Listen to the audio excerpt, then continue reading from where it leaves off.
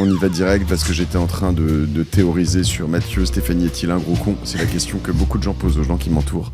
Et j'ai la réponse pour vous, oui, je suis un gros con. Et d'ailleurs, beaucoup de gens vont le penser encore plus aujourd'hui, surtout beaucoup de conseillers en gestion de patrimoine qui vont nous écouter parce que ils vont se dire non mais ils abusent. Et ouais, on va abuser aujourd'hui complètement. Mais en fait, j'aime bien partir en mode hardcore, un peu tirer les fils au max du max. Alors, une fois n'est pas coutume, nous sommes 3 aujourd'hui dans cet épisode. J'ai le plaisir de recevoir Stéphane Torrens. Stéphane Torrens. Voilà, tu vas me raconter un peu ce que tu fais, mais toi, notamment, en particulier, l'une des raisons pour lesquelles tu es là, c'est que depuis un an, tu as confié tes finances à ChatGPT, notamment. En partie. Exactement. Voilà, et tu vas expliquer comment ça se passe. Et puis mon associé Thomas Alombert dans Orso Média qui a créé aussi récemment plusieurs projets dans ChatGPT pour ses finances perso. Absolument, depuis 2 mois à peu près. Depuis 2 mois. Et donc j'aimerais qu'on voit un peu comment tout ça fonctionne aujourd'hui. Ça vous va ? Stéphane, tu peux me raconter juste ce que tu fais dans la vie et pourquoi t'es légitime d'être là ? Alors dans la vie je suis cadre commercial.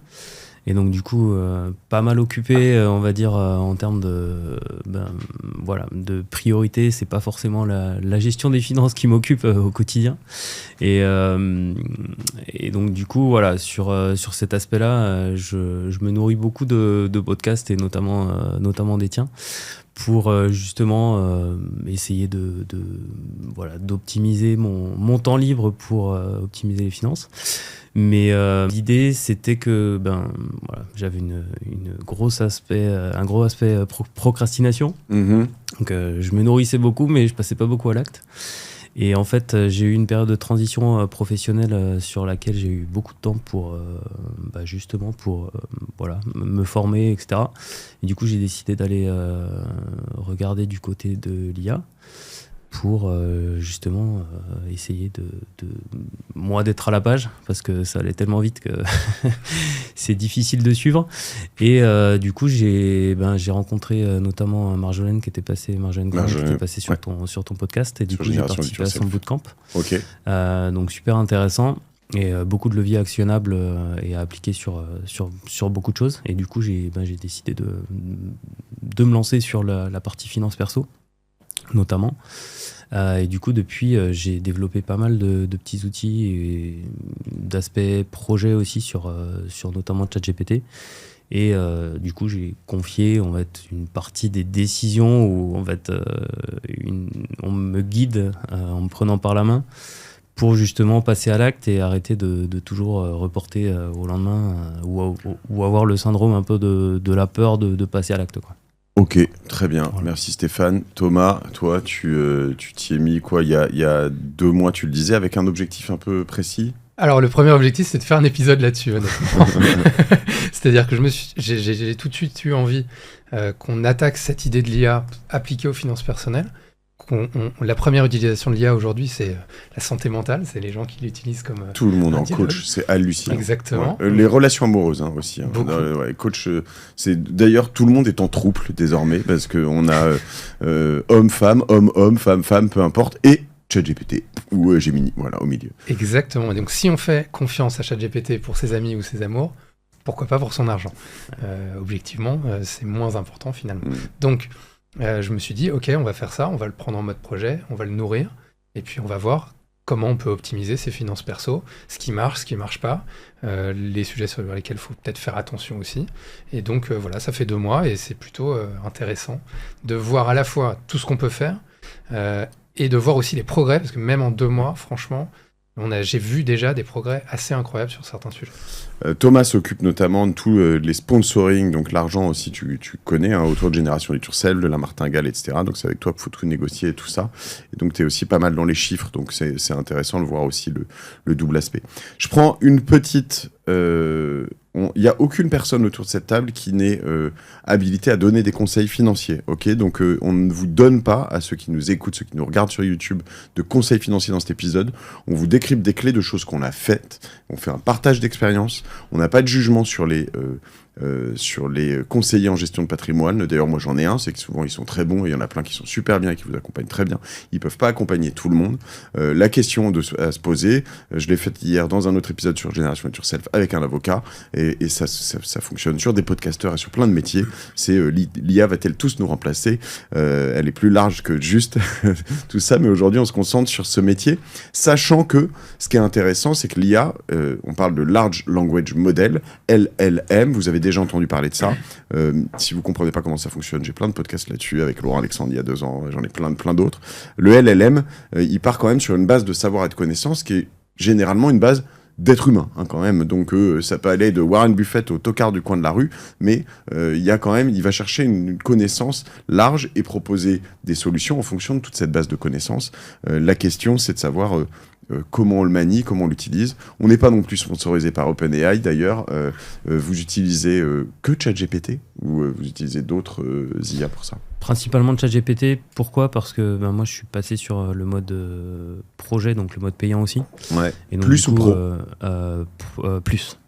20 euros par 20 dollars par mois. Ok. Exactement. Ouais. Et donc du coup, sur les autres, j'étais assez limité, notamment pour le nourrir et pour garder l'historique. Et du coup, avoir tous les bénéfices, on va dire, de ces conversations que j'ai eues sur toute cette durée. Ok. Donc du coup, je me focalise plus sur ChatGPT aujourd'hui. Thomas? Pareil, ChatGPT, et pour une raison additionnelle, c'est que maintenant il commence à me connaître. Et voilà, je voulais effectivement quelqu'un qui commence à me connaître pour pouvoir gérer mes finances personnelles. Je pense qu'on délaisse un peu Gemini. Je pense que Google, alors le chat, en l'occurrence, je trouve que nos amis de Mistral font pas assez d'évangélisation, et donc parfois, les gens, tu le télécharges une fois, tu l'utilises vite fait, tu comprends pas, et puis tu y retournes jamais. Donc, il devrait un moment je bousais le cul, mais ça, c'est leur problème. Et après, je trouve que, en effet, à chaque fois que j'utilise Gemini, je le trouve assez pertinent, voire plus que ChatGPT. En plus, nous, on a tous des comptes payants, c'est Google, donc on devrait peut-être s'y mettre plus. Moi, sur la partie pro, donc dans mon activité principale, on travaille beaucoup avec Claude, parce qu'on fait aussi beaucoup de code. C'est anthropique sur le code. Et donc, du coup, là, celui-là est vraiment puissant par rapport à l'usage qu'on veut, quoi. Alors, comment on commence sur tout ça? Qu'est-ce qu'on va faire? Qu'est-ce que vous avez fait? La base, ok? Ceux qui nous écoutent, j'aimerais, si vous avez ça, mais qu'on partage un max de choses après, des prompts, des tas de choses en lien de cet épisode. Donc, vous abonnez à la Martingale un peu partout. Et puis, sur lamartingale.io, vous vous abonnez à la newsletter. On enverra plein de choses, plein de prompts, plein de documents. Ça vous va? Ouais, ok. Très bien. Moi, je peux peut-être juste commencer par dire pourquoi je m'y suis mis. Peut-être Merci de poser les questions que je pose fondation. pas. Non, c'est que j'avais donné un peu les clés du camion, on va dire, à un CGP, et un peu comme tout le monde, enfin pas comme tout le monde en France, mais qui gérait les investissements, qui me proposait des choses, mais qui n'étaient pas forcément alignés avec ce que je voulais. Et donc du coup, je me suis dit, pourquoi pas moi prendre les devants et aller plus loin, ou appliquer un peu ce que je souhaite. Et surtout, être beaucoup plus aligné avec, moi, des valeurs profondes, on va dire, ou des orientations que je souhaitais. La structure de la planète. Oui, ou ce genre de choses. Ou pourquoi aller fossile, pourquoi aller sur ce genre d'investissement ou pas. Et même aussi, pourquoi allouer sur certains investissements ou en faire d'autres. De l'IMO ou pas de l'IMO, ou des investissements financiers ou pas financiers. Et donc du coup, voilà, c'était un peu cet objectif-là, d'avoir un complément, un assistant, on va dire, qui soit beaucoup plus aligné avec moi et qui prenne beaucoup plus de caractéristiques de moi personnellement, quoi. Donc mon profil psycho, mes valeurs, mes choses comme ça, choses qu'un CGP va pas forcément faire. Voilà. Très bien. C'était un peu la base de ma réflexion. Donc toi, tu nous as dit un peu le pourquoi tout à l'heure, Thomas, non? Ouais, mais c'était vraiment un objectif beaucoup plus pushy en termes d'investissement. C'est-à-dire, c'est vraiment aller chercher de la performance. Ok, voilà. Donc, intéressant. Je ne l'ai pas bridé avec d'autres considérations, à part mon profil d'investisseur et mes horizons, mais je ne l'ai pas bridé et je veux de la performance. Voilà. Super intéressant. Maintenant, il faut commencer. C'est ça. Ce que je lis entre les lignes, en fait, là, dans ce que vous avez dit, le nourrir. Donc, il y a toutes les interactions passées de ChatGPT sur lesquelles il va vous connaître. moi, je vois deux manières alors de le nourrir. Il y a un truc sur lequel j'ai changé, c'est que je suis allé dans les paramètres pour lui demander de me parler et de vous voyez, toutes les choses, quand tu lui dis enregistre ce nouveau truc, il va les noter et dans les paramètres, il y a un endroit, je vais le retrouver, où il met tout ça. Et après, c'est le mode projet, en fait. C'est ça, hein, la faille, enfin, l'endroit qu'il faut aller. Donc, ça, mode projet, ça veut dire payant ChatGPT $20 par mois. Moi, je suis sur le compte plus à 200. Tu me demandais ce matin à quoi est-ce que ça apportait plus. Je pense que c'est beaucoup plus de raisonnement par moment et beaucoup plus de tokens que je peux avoir. Mais comme on est toute l'équipe à l'utiliser. Mais même sur les nouveaux modèles, moi, juste avec la version à €20 par mois, j'ai déjà accès aux nouveaux modèles aussi. Et effectivement, je suis bridé en termes de requêtes, par exemple par jour ou par semaine. Mais clairement, voilà, sur un usage perso, ça suffit largement. Sur mon compte, j'ai 4O, O3, O3 Pro, alors Most Task, O4 Mini, O4 Mini i, j'en ai pas utilisé à moitié, GPT 4.5, Good for Writing. Jusqu'au 4.5, ouais. Et 4.1, 4.1 mini. Donc voilà, à chaque fois, il te dit pourquoi. Ouais. Et en fait, quand je vais dans Mathieu Stéphanie en bas, Settings, et là, en fait, il y a Général, où est-ce que c'est personnalisation. Et en fait, il me semble que... non, Custom Instruction, voilà, c'est ça. Et donc là, what traits should ChatGPT have? Et là, je lui ai dit, arrête les emojis, les phrases de remplissage, l'exagération, les demandes indirectes, les transitions conversationnelles. J'ai tout mis ça aussi dans ma newsletter. Suppose que l'utilisateur conserve des facultés de perception élevées malgré une expression linguistique réduite. Tu vois, et à la fin, je lui mets mettre fin à toutes les sorties après la livraison. Pas de conclusion douce, pas de j'espère que ça aide. Donc en gros, il est devenu super hardcore, mon ChatGPT. Il est un peu froid, mais c'est plus efficace, quoi. Et au final, c'est ce que dont tu as besoin. Ouais. Et au final, c'est ça qui est intéressant de pouvoir... pas un gros con qui veut. Et après, tu peux aussi le faire par projet. C'est-à-dire, si tu n'as pas envie qu'il te parle tout le temps, un peu comme un connard, pardon, tu peux aussi dire ce prompt-là, l'avoir différent par projet pour qu'il soit peut-être plus sympa quand tu veux parler de tes amis ou tes amours, et peut-être un peu plus direct sur les finances. On va rentrer dans le vif du sujet. J'ai aimé le truc hilarant, c'est que ma fille, qui l'utilise aussi, lui dit coucou chat, et puis coucou chat, ça va? Et il répond oui, point. Et il fait mais ça va, t'es aigri ou quoi? Et je vois le chat entre eux, c'est à mourir de rire. On commence par quoi? Donc on upload tout ce qu'on peut. Genre dans le mode projet, tu crées un mode projet. Pour ceux qui connaissent pas encore le mode projet, dans le mode projet, il y a deux choses. En fait, je fais nouveau projet, je vais l'appeler, là je le fais en même temps, finance maths. Le problème c'est qu'il y a trop de monde qui utilise mon truc, donc ils vont tous savoir ce que je fais. Et là, dans la création du projet, il y a deux grandes choses. Il y a les instructions et les fichiers. C'est ça. Qu'est-ce que vous avez mis? Alors moi, par exemple, dans les instructions, j'ai fait une conversation à part, pas dans le mode projet, pour justement élaborer un prompt et élaborer des paramètres. Donc en fait, j'ai nourri ChatGPT par ChatGPT. Donc tu fais un nouveau chat. Donc j'ai fait un nouveau chat. J'utilise beaucoup des méthodes de prompt comme l'arbre de la pensée, par exemple. Okay. Et donc du coup, l'arbre de la pensée, c'est des méthodes de prompt qui permettent d'aller structurer justement une réflexion avec un peu en mode brainstorming avec ChatGPT. Et donc lui propose sur certains sujets comment on aborde toutes les branches de l'arbre, et en fait on va aller aborder chaque branche une par une. Okay. Et on va aller du coup le nourrir sur chaque branche, et du coup on peut avoir une réflexion vraiment, vraiment très poussée sur un sujet. Et donc du coup moi je l'ai prompté avec cette méthode-là pour justement avoir tout le paramétrage à faire dans mon mode projet après. Donc du coup, on a beaucoup échangé, on a beaucoup brainstormé sur ce que je voulais faire de mes finances perso, sur ce que je voulais mettre, pas mettre, comment le guider et comment être justement plus ou moins hardcore dans les instructions, et aussi aller chercher de la performance, comme disait Thomas. Donc moi, j'ai pas forcément cherché la performance pure, et donc du coup, j'ai essayé de le nourrir avec d'autres choses, comme je disais, avec mes valeurs, avec mes guides un peu personnels. Et donc du coup, on a élaboré tout ce prompt ensemble. Okay. Et toutes ces instructions. Et donc du coup, on est allé chercher d'autres choses qui sont pas forcément liées aux finances perso. Donc ça, on pourra peut-être en parler, mais j'ai rentré mon profil psychologique, mon MBTI. MBTI, ouais, d'accord. J'ai rentré aussi mon Ikigai. Je sais pas si vous connaissez, mais du coup, c'est voilà comment. J'ai pas encore fait ça, mon Ikigai sur ChatGPT, mais j'ai fait. Il peut t'aider à le faire en fait. Donc du coup, il va te guider aussi pas à pas en te posant les bonnes questions, en te réorientant sur des choses que tu lui as pas forcément dites. Et du coup, il va te sortir ton Ikigai en direct.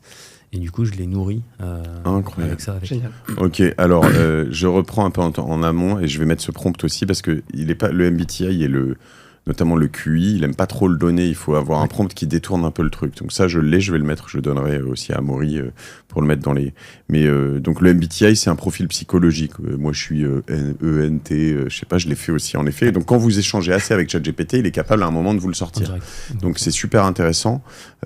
Tu vas lui donner un certain nombre d'infos. Ce que j'aime bien, c'est donc t'appelles quoi cet arbre de... L'arbre de la pensée. L'arbre de la pensée. Donc tu vas commencer une discussion, tu vas dire par exemple...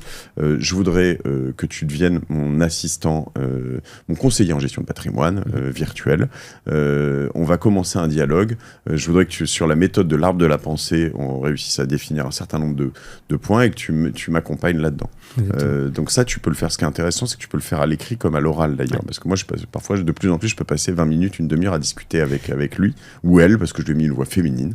Et je vais avoir au moins une conseillère en gestion de patrimoine, c'est déjà très bien. Et ce qui est intéressant, c'est qu'il va te prendre par la main, en fait. Donc, il va te guider étape par étape. Et en fait, t'es pas perdu comme tu pourrais l'être en prenant une méthode que tu vas trouver sur un site ou sur un livre que tu vas pouvoir avoir. Et là, il va te guider, il va te challenger sur certaines choses. Et c'est là où le mode brainstorming, il est vraiment intéressant. C'est que en fait, tu pars pas de la page blanche, t'es guidé, t'es pris par la main. Et cet aspect assistant, il est vraiment là en fait. Et c'est là où la valeur ajoutée pour moi, elle est super intéressante, c'est que c'est lui qui va se créer son propre prompt pour après être utilisé dans le mode projet. Ok.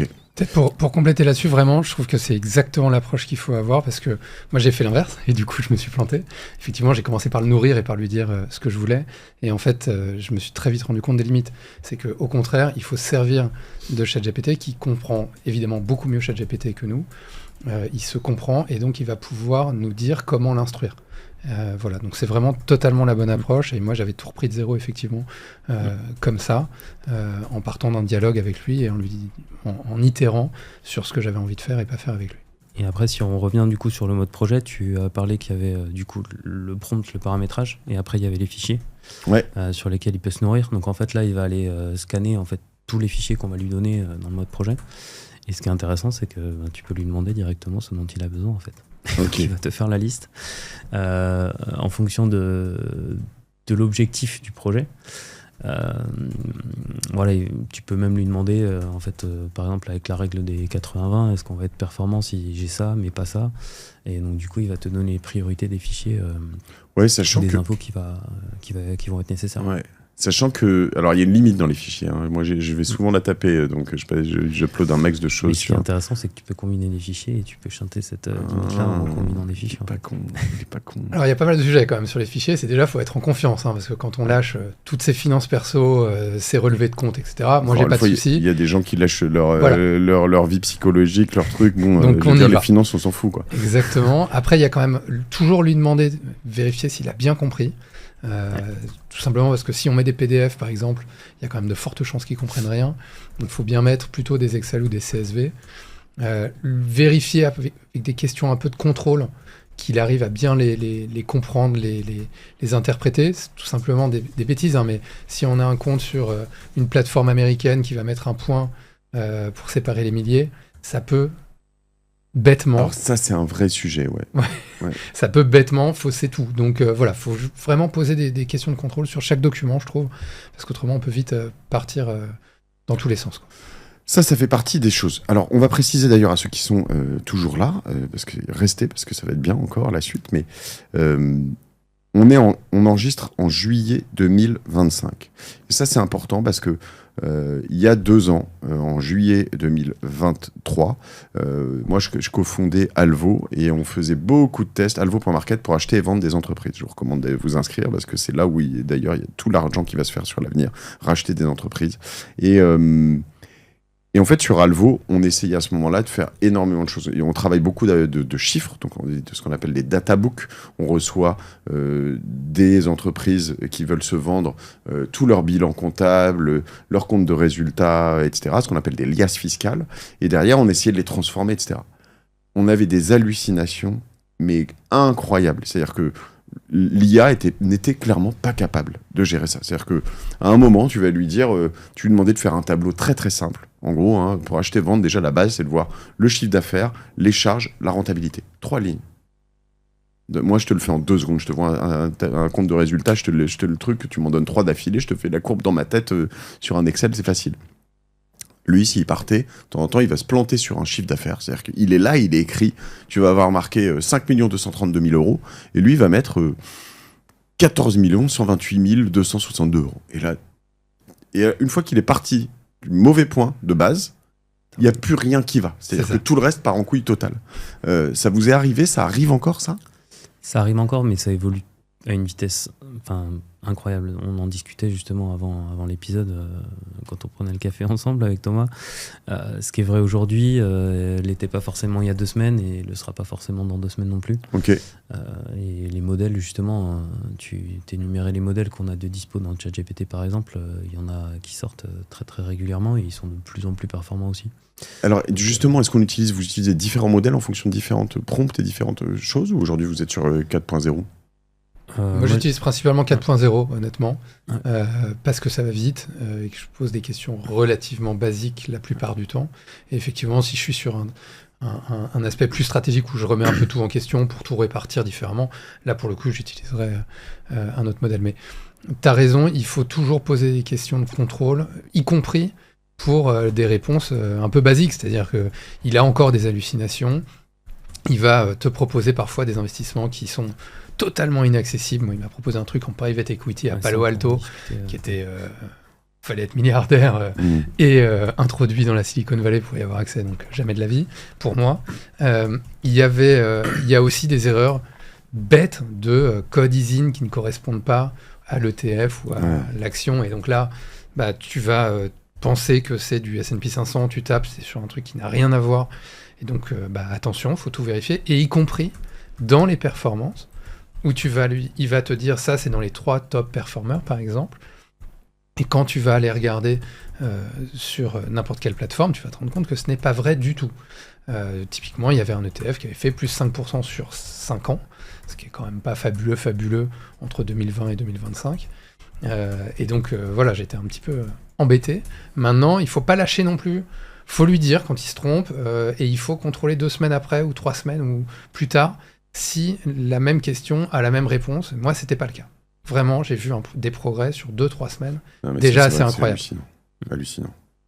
J'ai fait un truc, tiens, je fais un truc pour building public. Vous allez me dire ce que vous en pensez. Donc là, je fais mon mode projet. Dans le mode projet, je fais mon premier prompt qui a pour objectif de créer les instructions. Donc, j'aimerais que tu m'accompagnes dans mes finances personnelles, que tu deviennes mon conseiller en gestion de patrimoine en t'inspirant du top 1% des meilleurs financiers au monde. Je sais pas, ils mettent tout ça, je sais pas si ça fonctionne, mais tu crois que ça fonctionne, ça? Je pense que ça fonctionne. Ok. Cette discussion a pour objectif de créer les instructions du mode projet Finance Math, dans lequel je vais uploader un maximum de fichiers et te donner tous les détails de mon patrimoine. J'aimerais échanger avec toi en utilisant la méthode de l'arbre de la pensée pour aller de l'avant et poser les bases disponibles, ça veut rien dire, les meilleures bases, enfin les bases. Bon. Au-delà des performances, je veux que tu prennes en compte mon expérience, mon QI, mon MBTI, mes centres d'intérêt, mes expertises et mes envies. J'ajoute quelque chose? Moi, j'ajouterais bien plusieurs choses. Que tu es en France, tout simplement. Parce que, attention, ChatGPT, il sait pas forcément où tu es, selon son historique, que tu es en France, domicilié fiscal, etc. Parce qu'autrement, il peut mal te conseiller. Super, d'ajouter aussi quand même, s'il te demande pas encore, ta situation familiale. Marié ou pas, des enfants ou il pas, le etc. sait normalement, hein, mais bon, normalement il le sait. Il les connaît. De mettre ça avec des dates de naissance aussi. Je suis marié sur le régime de séparation de biens. Voilà, on saura tout. T'as dit quoi après? Pardon, donc de mettre les dates de naissance aussi, okay, pour qu'ils puissent interpréter ça.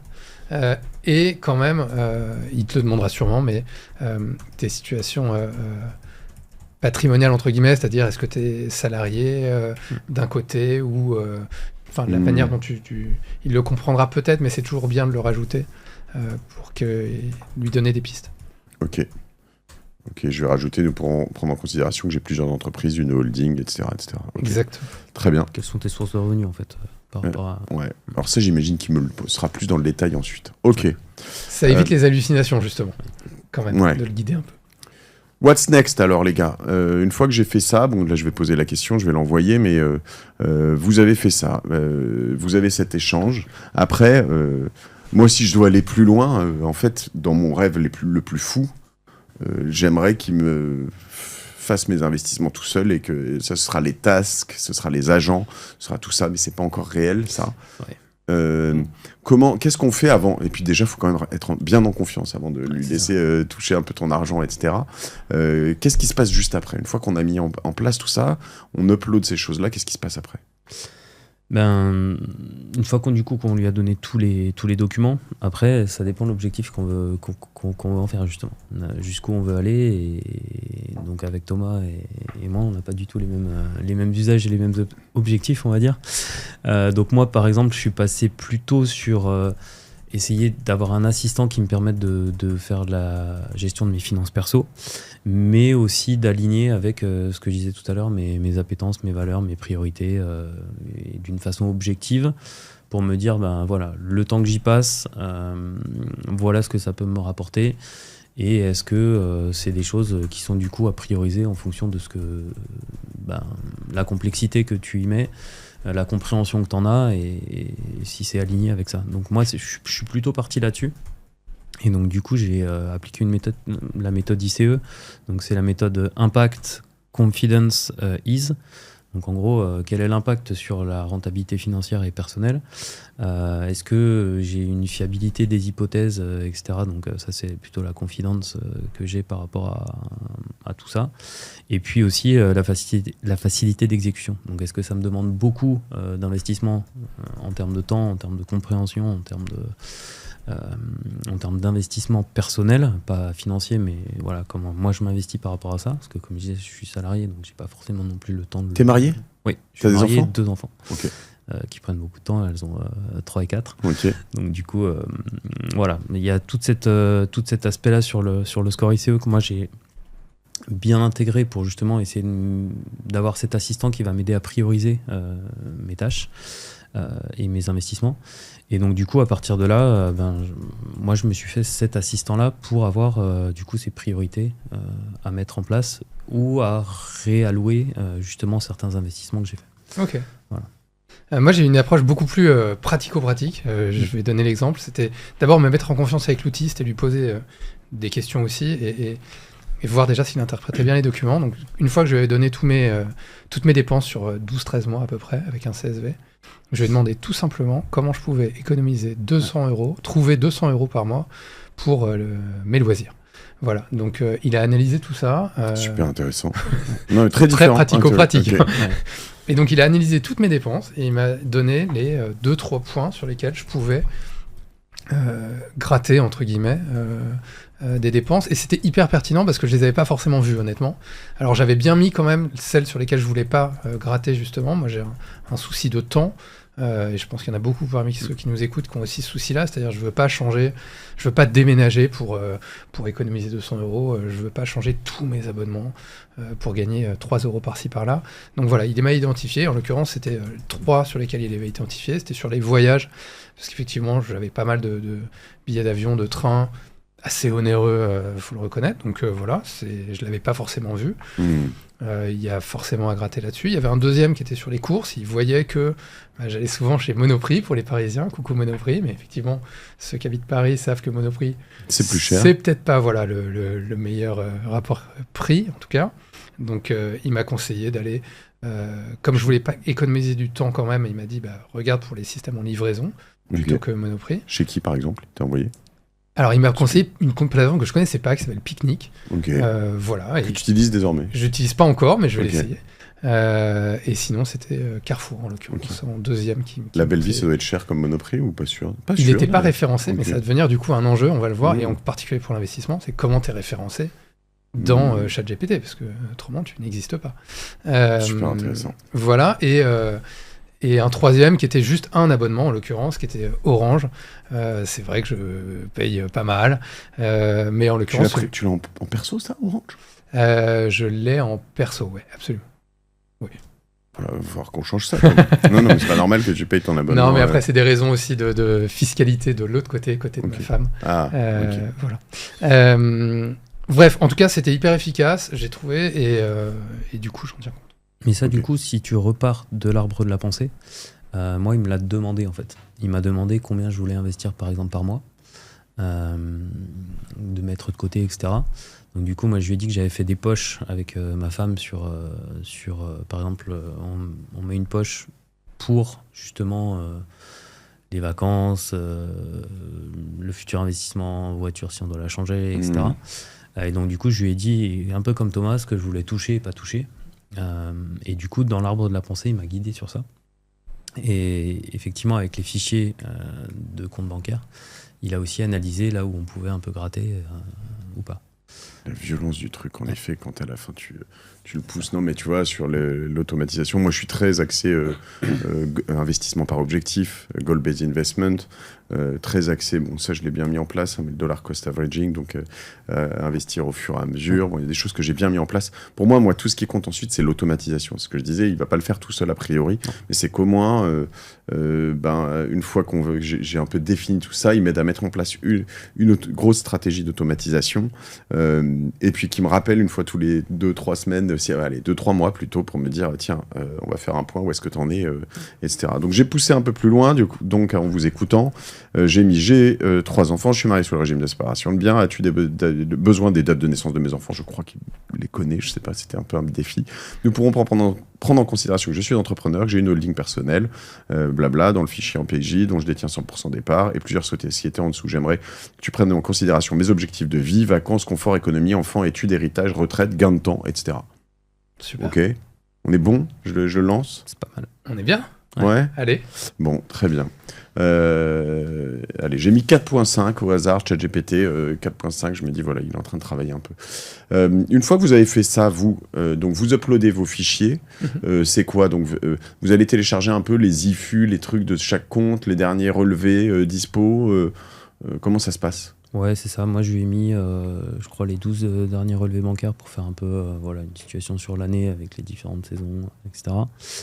Je lui ai mis aussi, donc avec l'arbre de la pensée, on a établi un fichier type, un canevas en fait, que j'ai appelé fiche projet. Ok. Et donc du coup, ça m'a permis de définir, par exemple, j'ai 2 appartements que je fais en locatif. Donc, du coup, ça m'a permis de les définir avec le crédit, avec ce que ça rapportait, quel taux d'occupation j'avais, etc. Et tous les projets aussi. Donc, je lui ai aussi mis, par exemple, si j'avais de l'assurance vie, des PER, si j'avais les PEA, enfin des choses comme ça. Et donc, du coup, tous les projets que j'appelle projets d'investissement sont sur la même trame que lui sait lire, en fait. Donc du coup, je les nourris aussi avec ça. Et qu'est-ce que j'avais mis aussi? Je lui ai aussi mis une fiche de paie, parce que du coup, c'est mon revenu principal. Et ensuite, tout ce qu'on avait dit, un peu la synthèse du prompt avec mon Ikigai, mon MTBI, etc. Et voilà, à peu près ce que j'ai mis. Okay. Ce qui est super une fois que tu as fait ça, c'est qu'il connaît tout. Ouais. Et du coup, tu peux déjà lui demander un premier diagnostic, c'est-à-dire est-ce que ma structure d'investissement elle est déjà adaptée au profil puisqu'il le connaît. Et donc moi, c'était la première chose qu'il m'a dit, c'est bon t'as compte titre, moi ça part un peu dans tous les sens, compte titre, PEA, assurance vie, PER, etc. Et donc il a un peu rationalisé en disant voilà les premiers gros mouvements que tu pourrais faire en allant plus vers le PEA qui est quand même la meilleure enveloppe fiscale en France, etc. Et donc ça a été les premiers gros mouvements que j'ai pu opérer et du coup optimiser les investissements en fonction de chaque enveloppe. On le sait parce que on écoute la martingale par exemple, que une action américaine ça va aller dans le compte titre, mais on peut mettre des ETF comme le S&P 500 dans son PEA. Donc on peut encore largement optimiser des choses et c'est notamment ce que j'ai pu faire. Alors c'est super intéressant et là en parallèle je vous écoute et je vois un peu le résultat et j'ai quand même déjà dès le premier prompt donc là nos amis conseillers en gestion de patrimoine vont se rassurer, beaucoup de conneries sur les Ok. chiffres. Et je vois notamment, je lui ai envoyé en parallèle un organigramme, je vais vous le montrer, hein, mais quand même simple à comprendre. Organigramme, où est-ce que je l'ai là Qui est un PDF. Hein. C'est un PDF, ouais. Merde. Bon, je vais essayer de le retrouver, et en fait derrière il me dit un truc qui est, enfin, faux en fait. Tu vois, il me dit direct, par exemple, la société Padrino. Alors, si je vous pose la question, en regardant ça une demi-seconde, la société Padrino, combien Stéphanie Co a de Padrino? Quel 58%. 58%. D'accord, ok. Donc voilà, vous avez regardé, vous êtes pas le top 1% des conseillers en gestion de patrimoine, donc voilà. Et ici, qu'est-ce qui me met Padrino, 100% détenu par Stéphanie Co. Alors, tu es quand même sur un sujet, c'est un PDF déjà. Honnêtement, moi, j'ai arrêté de nourrir en PDF, j'ai mis que du CSV merci. Et du Excel. Il le dit d'ailleurs quand tu lui uploads. La première chose qu'il te dit, c'est attention à mettre des fichiers que je comprends, à les contrôler et à les titrer correctement aussi. C'est-à-dire qu'un Excel de son assurance vie, il faut bien mettre assurance vie, tel établissement, telle date, pour qu'il puisse aller les interpréter correctement. Et dans ton prompt, tu peux lui dire aussi, va chercher telle information dans tel fichier. Donc du coup, si tu le nommes correctement, lui, ça va aussi le guider et il va aller chercher la bonne ressource. Ok, ça c'est intéressant en tout cas. Voilà, vous voyez, en tout cas dès qu'on est un peu, là je teste le truc. Il faut quand même être au courant que le PDF, c'est no go finalement. Dès que ça parle de chiffres, mais ouais, je pense que dans le texte ça doit être mieux en l'occurrence. Ouais. Donc ça, on y va. Après, il me dit, tu vois, sur la méthode arbre de la pensée, ramification des stratégies, développement de plusieurs scénarios de gestion patrimoniale, scénario conservateur, équilibré, ambitieux. Ce que j'attends moi souvent aussi d'un CGP, c'est un conseiller. C'est pas juste qu'il m'expose les trucs. Voilà ce que tu peux faire. C'est un moment, la nana, elle va me dire, Mathieu, tu vois, toi, t'es entrepreneur, tu prends des risques partout, donc là-dessus, tu vas être un peu plus safe. Je vais regarder, alors que peut-être alors à contre-courant. Vous voyez ce que je veux dire? Vous arrivez à faire ça? Il sait faire. Ça, il sait vraiment faire, je trouve. En tout cas, avec moi, il a su le faire. C'est-à-dire que j'ai un profil qui est relativement offensif sur mon profil d'investissement, ce qui n'était pas forcément reflété par mes investissements. Et du coup, il m'a dit clairement dans quoi je devais éventuellement aller un peu plus, et c'est en l'occurrence c'était les cryptos. Et donc voilà, pour le coup, moi je lui ai répondu que crypto ok, mais moi je sors pas de Bitcoin, Ethereum. Et donc il m'a fait une stratégie d'investissement Bitcoin, Ethereum à court long terme, c'est-à-dire vraiment en me disant voilà la Mareco. Sur Ethereum, c'était il y a un mois, je précise, on est en juillet 2025. Il y a un mois, il me disait l'Ethereum est très bas. Donc celui-là, tu peux peut-être y aller de façon plus offensive. Et Bitcoin, au contraire, était assez haut déjà. Et donc celui-là, tu serais peut-être plutôt en DCA. C'est l'AMF qui va être content en entendant ça. Alors, vous faites peut-être pas tout ce que je fais. Non. Voilà. Non, moi, j'ai gagné 2800 € grâce à ChatGPT en un mois. Ok, c'est beau ça. Voilà. Ça va faire un beau short. 2800 € grâce à ChatGPT en un mois. Non, ce que je veux dire, c'est que, en effet, j'imagine qu'il y a un vrai sujet pour l'AMF là-dessus, l'autorité des marchés financiers, qui nous contrôle. En disant ça, nous on a pris les investissements passés. C'est pas parce que tu as gagné 2008 que vous allez gagner 2008. Absolument. C'est pas parce que machin Et là où moi je mettrais la limite, c'est aussi que Thomas, on va dire, s'y connaît un petit peu quand même vis-à-vis des investissements qu'il a fait. Et donc du coup, il a vu que c'était pas forcément des hallucinations qu'il avait en termes de reco. Ouais, il faut tout vérifier. Il faut vraiment faire attention quand même, parce qu'on peut quand même arriver sur des hallucinations comme avec ton organigramme. Et donc du coup, dès qu'on va passer à l'action, parce que ChatGPT ne va pas passer à l'action, c'est pas lui qui va décider, c'est pas lui qui va prendre les devants pour aller faire les investissements. Donc c'est quand même à nous de prendre la responsabilité de le faire. Et ça, si justement on n'a pas ce recul-là ou cette expérience-là, on ne peut pas forcément détecter qu'il va y avoir des hallucinations. Donc là, il faut quand même faire attention. Peut-être juste un point sur l'AMF, ChatGPT, ceinture bretelle là-dessus, te met bien les disclaimers, comme quoi ce n'est pas un conseil. T'inquiète pas. Là, ils te disent... Et puis ce qui est drôle, c'est quand il veut pas, il faut toujours te donner un conseil ou quoi, il faut toujours trouver le moyen de détourner un peu le prompt, quoi. Là, il me demande dernier bilan comptable complet de Stéphanie & Co, ses filiales, relevé précis des investissements financiers personnels et via structure, état des crédits immobiliers, déclaration fiscale récente, pour analyse et optimisation, relevé des assurances vie, plan d'épargne retraite, placement financier, crypto-monnaie, tout autre document pertinent. C'est fou, hein, quand même. Non, c'est dingue. Il y a des moments où vous devez contourner un peu, justement, parce qu'il bloque en disant ça, je peux pas te conseiller, ou pas trop, non? Moi, j'ai pas eu ça. Non, pas du tout. Moi, vraiment, le plus de temps que je passe, c'est vérifier ces hallucinations ou ces réponses, effectivement, ou aller challenger. ChatGPT est toujours partant, de toute façon. Ouais. Et alors ça, c'est un vrai point. C'est-à-dire que moi, j'étais obligé de lui mettre aussi, d'arrêter un peu l'empathie et d'être un peu plus hardcore, c'est-à-dire me dire quand j'ai tort. Parce qu'autrement, je sais pas si vous avez remarqué, depuis 6 mois, ChatGPT est quand même très, très, très empathique. Et donc, il est hyper enthousiaste à l'idée de faire un truc. Et en fait, quand je lui proposais un investissement, il me disait « Ouais, c'est super, c'est une super idée. » Et en fait, je me rendais compte dans sa réponse que, bon, il avait commencé ça pour me dire gentiment que c'était une bonne idée, mais qu'il y avait quand même quelques points. Et en vérifiant au bout de 20 minutes, c'était une idée débile.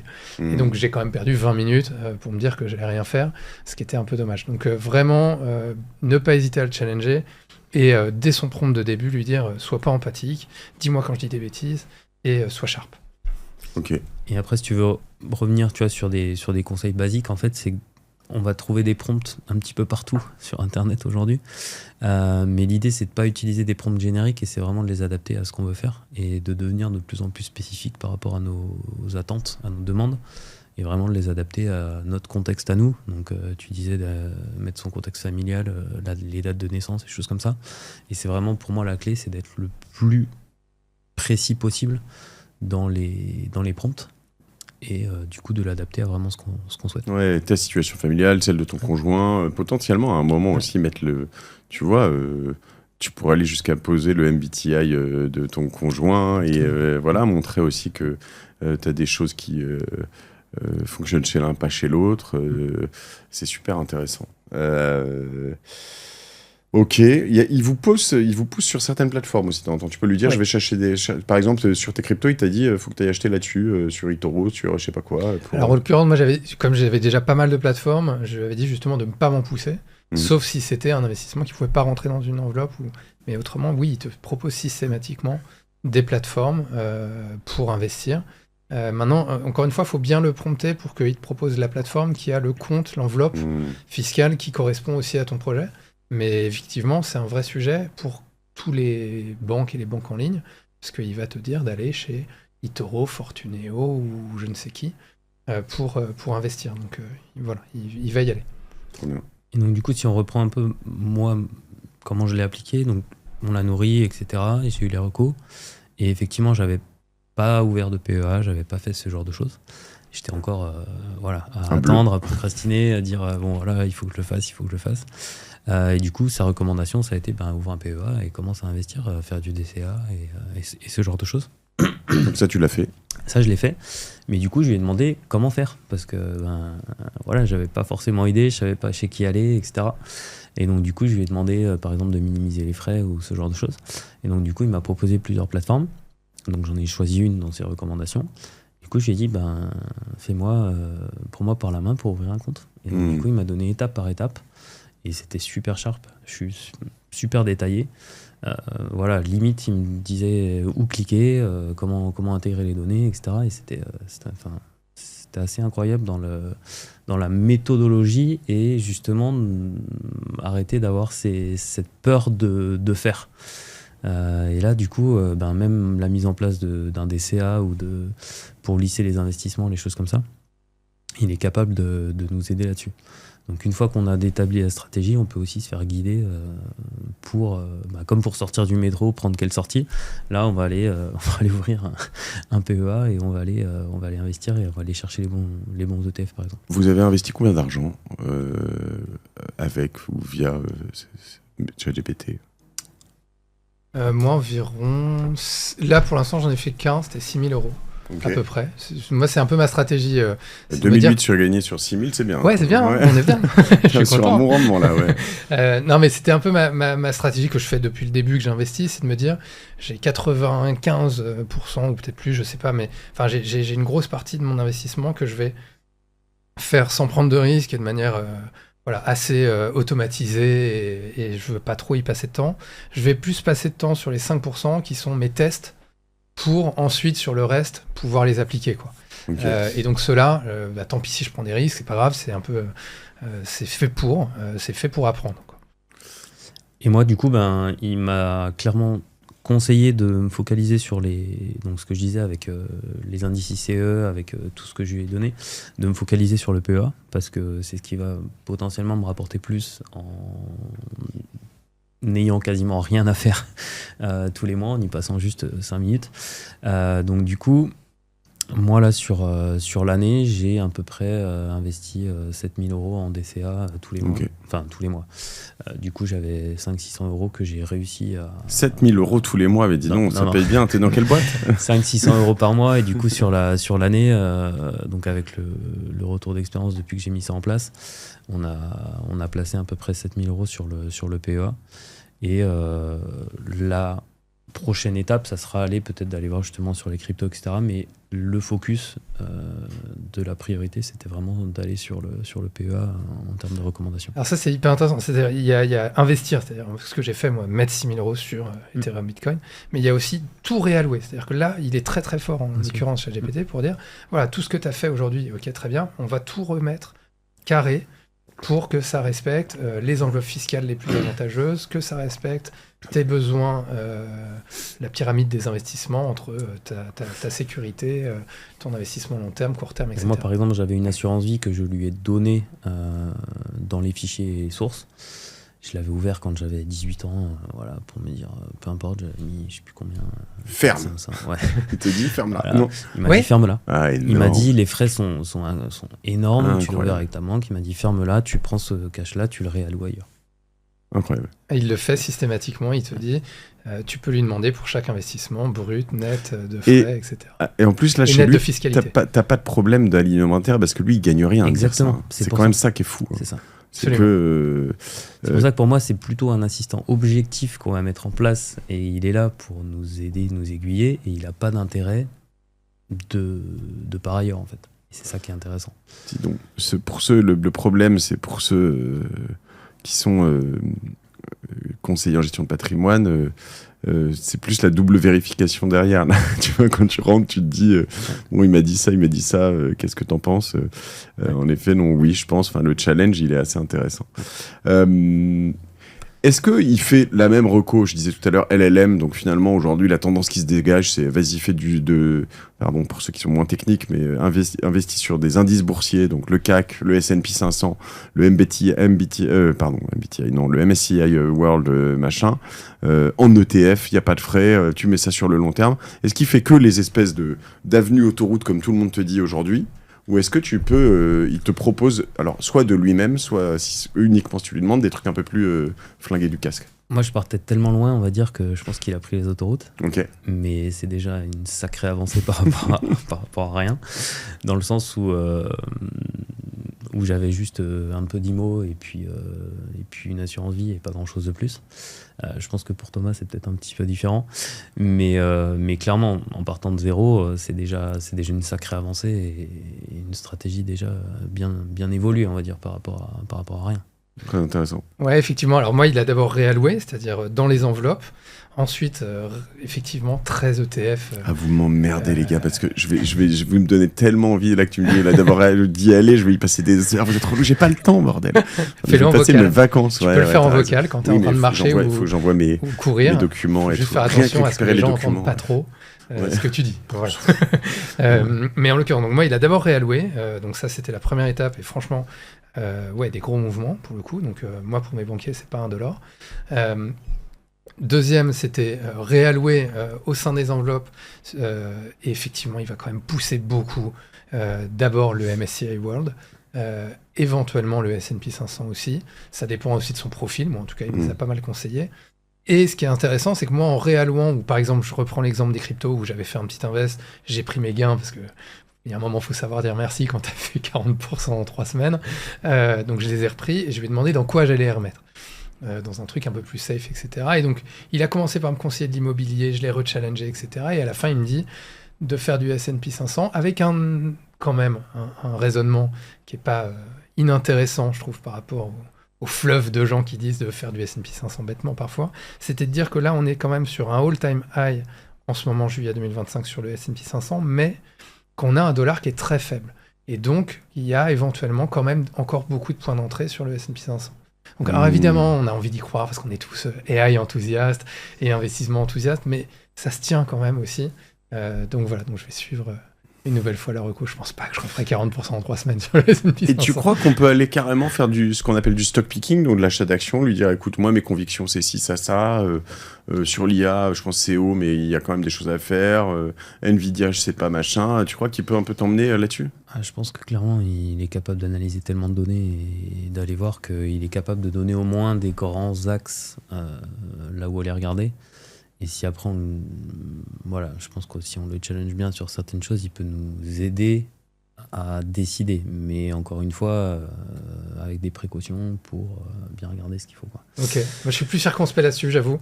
Sur le stock picking, je pense que ça peut t'aider à développer des outils qui te permettront d'analyser, de screener Oui, c'est ça, et pour aller de screener, monitorer analyser. une trentaine, Ouais, quarantaine de boîtes, suivant le temps que tu as y passé aussi. Hein. Mais prendre une décision sur une action particulière aujourd'hui, j'avoue, moi j'y vais pas, j'irai pas tout de suite. Non, pour moi, c'est plutôt l'analyse et le screen Ouais. qui va t'aider à faire, effectivement. Il vous a proposé que des invests comme ça, genre je vais dire PER, PEA, actions, tout ça. Il y a eu des trucs un peu plus olé olé ou... Moi, il m'a proposé du private equity, encore une fois, quand il a tout scanné, Ok. en me disant, bon, bah, déjà, plus de crypto, parce que j'étais un peu timide, c'est vrai, et il n'y a pas de poche de private equity, ce qui est un peu dommage par rapport à ma situation. Donc, il m'en a proposé. Alors là, il m'a proposé n'importe quoi, parce que je lui avais dit, ok, private equity, pourquoi pas, mais un petit montant pour commencer, on va apprendre déjà. Il m'a proposé des trucs qui n'étaient pas accessibles avant 100 000 euros, donc ce qui n'est pas un petit montant pour moi en tout cas. Il m'a proposé des choses qui n'étaient pas accessibles du tout, c'est-à-dire c'était une sorte de fonds d'invest à Palo Alto.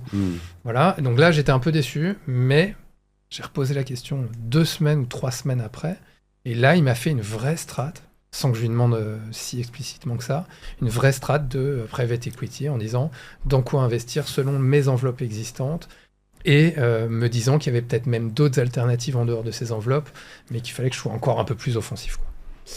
Ça, c'est intéressant parce que, juste pour rebondir sur ce que tu dis, il faut jamais lâcher avec ChatGPT. C'est-à-dire que moi, plusieurs fois, j'ai été déçu. Tu as des vagues, là, sur d'autres univers, hein, mais de l'écriture, des réflexions et des choses comme ça. Puis 2 mois après, 3 mois après, tu refais le même exercice, et en fait... Ce qu'on disait tout à l'heure, c'est ouais. que ce qui est vrai aujourd'hui, il n'était pas forcément il y a 1 mois, 2 semaines, etc. Moi, si je reviens du coup sur ta question, je suis beaucoup plus axé aussi basique, on va dire, c'est que j'ai aussi des revenus, par exemple avec de l'IMO, avec potentiellement du Airbnb ou des choses comme ça. Et du coup, je lui ai aussi mis dans mes fiches projets. Et donc, du coup, il m'a réalloué, donc pas forcément sur la bourse, etc. Et il m'a donné mes priorités, il m'a refait une strat un petit peu pour comment allouer mon temps et comment allouer mes sources de revenus, en fait. Plutôt focaliser là-dessus, si je dois réajuster, etc. Et donc, du coup, il m'a montré qu'il y avait un investissement IMO qui était moins rentable que l'autre, et que du coup, si je devais potentiellement me dégager des choses, c'était là-dessus, ou alors qu'il fallait que je trouve une solution pour que ça me prenne moins de temps et que ça soit un petit peu plus rentable en termes de complexité de gestion. C'est fou, hein, parce que quand tu y réfléchis, donc la portée du truc, si tu vas très loin et qu'en effet, tu discutes avec lui sur plein d'autres choses, en fait, à un moment, il peut devenir que meilleur quand la technologie, parce qu'il connaît tous les pans de ta vie, en fait. Ouais, Quoi. c'est ça. Et c'est là où, pour moi, c'est un assistant et qui va pas remplacer le conseiller de gestion en patrimoine, c'est que le conseiller en gestion de patrimoine, lui, il va pas prendre tous ces aspects-là. Alors que là, justement, il y a la capacité d'ingurgiter toutes ces informations et tout ce contexte autour de toi qui est sacrément intéressant. et qui fait que en fait c'est ta vie. Arrête d'aller au Starbucks tous les jours, Et- tu gagnes 100 000 euros par an, ça fait 5 euros par jour fois 200 jours, ça fait 1000 euros, c'est 1% de ton revenu hors impôt que tu investis dans le Starbucks, quoi. Enfin, c'est le genre de Par choses qui va exemple, capable de exactement. te dire en lisant Vous avez uploadé toutes vos dépenses, tous vos trucs bancaires et tout, hein. Ah ouais, j'ai fait confiance au parti, là. Je dois dire, j'ai tout mis. Incroyable. Analyse mes dépenses, Tout, dis-moi. tout. Ah là là. Ce qui est intéressant aussi, c'est qu'il est aussi quand même connecté à l'actualité. Et donc, quand on entend une news économique et qu'on veut savoir si ça peut être une opportunité d'investissement, on peut essayer de le challenger là-dessus. Ça va être Donc, toute la question de l'alerting, c'est-à-dire que à un moment, ce qu'il faudrait, bon, après c'est pareil, c'est flippant, et voilà, mais c'est le connecter en API. Je sais pas à quel point c'est possible. Ah non, c'est ouvert. C'est ouvert. Bon, après, il faut coder un petit peu, etc. Mais moi, je suis pas encore à ce niveau-là. Si tu lui demandes de Mais, t'aider, ouais, ou je de pense que Lovable, ou des Ouais, choses ouais. comme ça, tu lui dis, vas-y, fais-moi les ponts pour être connecté à ta banque. Alors, je suppose qu'un Sumeria, par exemple, doit pouvoir le faire plus facilement que... Non. Il n'est pas connecté aux banques aujourd'hui. Ah. Il n'est pas logué à ta banque, donc il ne peut pas faire d'opération. Non, En mais revanche- au moins analyser ou recevoir. Alors, et Tout à fait. après, je sais pas si tu peux. Et après, en effet, connecter à l'actu, c'est te dire attention, telle actu est en train de se passer sur telle action, peut-être que. Ça marche pas aujourd'hui parce qu'en fait, tu n'arrives pas à le connecter à Google Sheet. Ce qu'il Hmm. faudrait dans l'idéal, c'est d'avoir un Google Sheet avec tous tes investissements, avec chaque valeur reliée en live, puisque tu peux très bien mettre la valeur live d'un ETF, d'une action, etc. dans Hmm. Google Sheet. Ça, c'est très simple. En revanche, il n'est pas connecté à Google Sheet encore. Mais Ça va bientôt venir. t'as Il y les a outils Agent d'auto- qui t'as arrivera les d'ici outils la fin d'année. d'automatisation qui Ouais. peut faire que en fait, tu connectes justement ta Google Sheet avec un Zapier, etc. Exact. Et tu peux aller questionner ChatGPT par rapport à ça. Donc, tu peux quasiment déjà le faire. Tout ça, il va en tout cas vous accompagner si vous voulez. On ira plus loin s'il faut parce qu'on va wrap up cet épisode assez vite. La question que je me pose quand même, c'est que ouais, on parlait de PDF. Sur les banques, tu peux télécharger tout en CSV aussi. Quasiment partout, oui, maintenant. Ok. Ouais, ouais. Ok.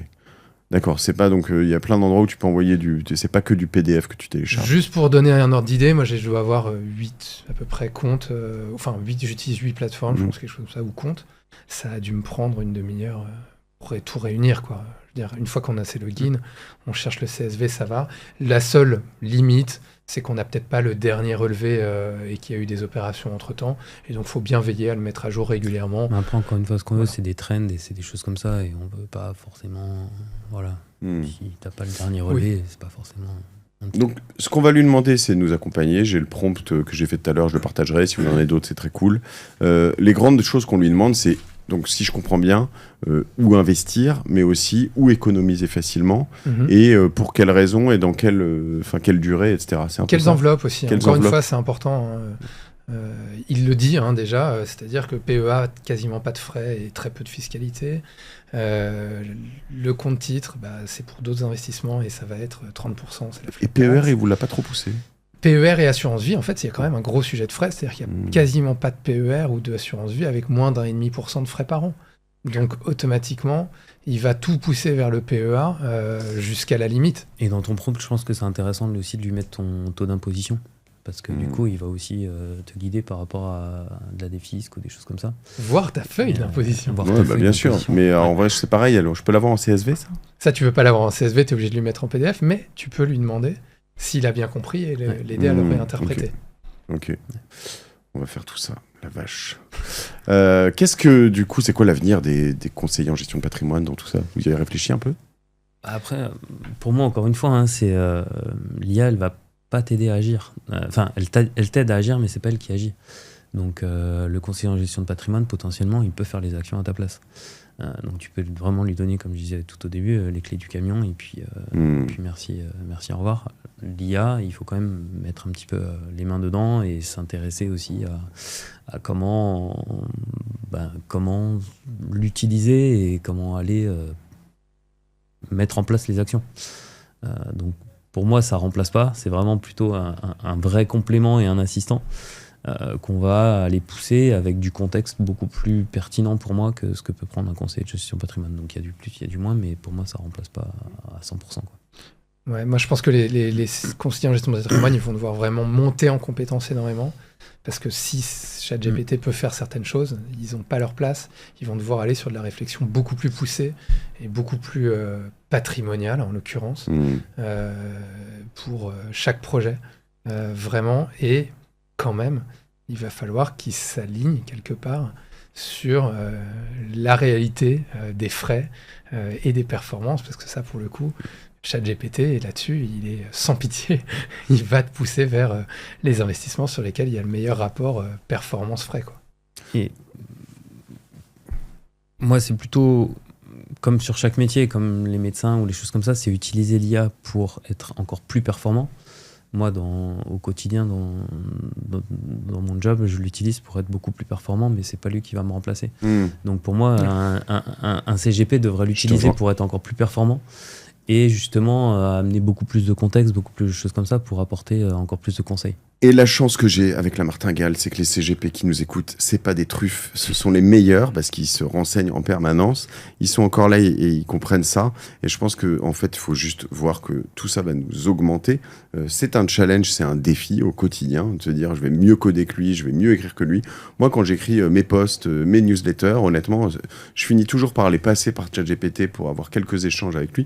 Mais si je lui dis direct, voilà mon idée, écris-le pour moi, il me fait de la merde. Enfin, c'est 1000 fois moins que voilà, chacun sa zone de génie. La vôtre, elle est là. En revanche, il pourrait y avoir un truc hybride. C'est comment le conseiller en gestion de patrimoine, alors faut pas avoir peur de son niveau, mais peut accompagner ses clients pour faire leur prompt sur ChatGPT, réfléchir à leur ikigai, à leur machin, etc. pour ensuite, après, mieux travailler ensemble. Je pense qu'il y a un truc à creuser là-dedans. Et penser peut-être out of the box aussi, hein, parce que chez GPT, quand même, il va te sortir les autoroutes, ETF, etc. C'est vrai qu'il ne va pas aller te chercher beaucoup de choses très inventives. Bon, moi, ce que je recommande, c'est de tester. Ça veut pas dire mettre votre argent. Vous faites ce que vous voulez avec votre argent, toujours avec la martingale et tout ça. C'est vous qui prenez. Vous êtes des grandes personnes, vous êtes adultes, vous prenez vos propres décisions. Mais testez ça parce que c'est quand même là où il se passe plein de choses. Puis ça donne envie d'être au taquet. Puis ça va que vous apporter en expertise avec toujours un petit pas de recul pour être capable de se dire attends, tête froide, est-ce qu'il s'est pas trompé quelque part, et on avance. Moi en tout cas je suis chaud, là j'ai commencé mon prompt, je vais avancer sur mon truc avec mon ChatGPT. Stéphane Torrens, on te suit sur LinkedIn, tu publies ce genre de choses? Pas forcément en détail sur ce sujet-là, mais de plus en plus je pense c'est des choses qui intéressent, donc tu nous partageras tout ça. LinkedIn, Insta, je mets les liens en tout cas. Voilà, partout. Thomas Alombert, idem sur LinkedIn. Absolument. Tu nous as mis ce matin une super photo de toi en voyage. Et ça te ressemble quand même un peu. Mais j'ai nourri ChatGPT avec une photo de moi. Une photo de lui qui sort d'un avion. Et elle est très très bien. Incroyable, sachant que tu prends jamais l'avion. Donc du coup, voilà. Et voilà, Thomas Alombert sur LinkedIn, je mets le lien évidemment. Thomas@orsomedia.io, c'est lâché comme ça si vous voulez sponsoriser la martingale, nous accompagner, voilà. On embrasse tous nos amis qui utilisent ChatGPT, mais surtout tous nos amis ChatCGP, parce qu'il faut l'être humain, il faut toujours cette sensibilité, il faut être accompagné. Soyez meilleurs tous dans tout ça. T'as une petite martingale avant que vous avez chacun une petite martingale avant que je vous laisse, un petit péché mignon d'investissement, un truc en dehors de tout ça. Je dirais moi-même, c'est-à-dire voilà, j'ai investi pour me former, pour être en fait toujours un peu à l'affût, et pour moi c'est ça la martingale, c'est pour moi être toujours un peu à la page et au taquet, etc., et dispo si jamais il y a des choses qui se mettent en place. Et donc du coup l'IA là c'était une bonne opportunité. Si c'est toi-même ta propre martingale et là où tu veux investir un max, il y a un moment où tu es au courant, il va falloir que tu deviennes entrepreneur. Ouais. Parce que il va falloir que tu décorrèles ton revenu de potentiellement tes heures travaillées. Thomas ? Bon endroit, alors. Moi, une martingale que j'ai eue beaucoup, vraiment en tant que salarié à l'époque, c'était vraiment tout ce qui était épargne salariale, etc. C'est-à-dire qu'entre l'abondement, l'évolution de l'action, etc., franchement, j'ai regardé un petit peu de tête, et je crois que j'ai fait des x4 en quelques années sur quand même beaucoup de choses comme ça. Donc vraiment, quand on est dans des belles boîtes ou des grosses boîtes, faut y aller à fond et en profiter au maximum. Dans des épisodes récents avec Amundi, et puis il y en a plein, je sais plus, c'est pas Effort, ou je sais plus, il y a des gens qui t'aident à mettre ça en place dans les entreprises. Epsor, pardon. Et je pense qu'il faut, en effet, t'as raison, mais il faut qu'on mette ça en place dans nos boîtes. C'est vraiment un truc super intéressant, super important, et fiscalement, c'est hallucinant. Il y a des trucs sur lesquels tu vas de ne pas payer d'IS à ne pas payer d'IR. Genre, t'es vraiment pur rentrée d'argent du haut de la boîte jusqu'au bas du... C'est ça, c'est-à-dire que t'es très peu imposé, super c'est des énormes coefficients, voire multiples.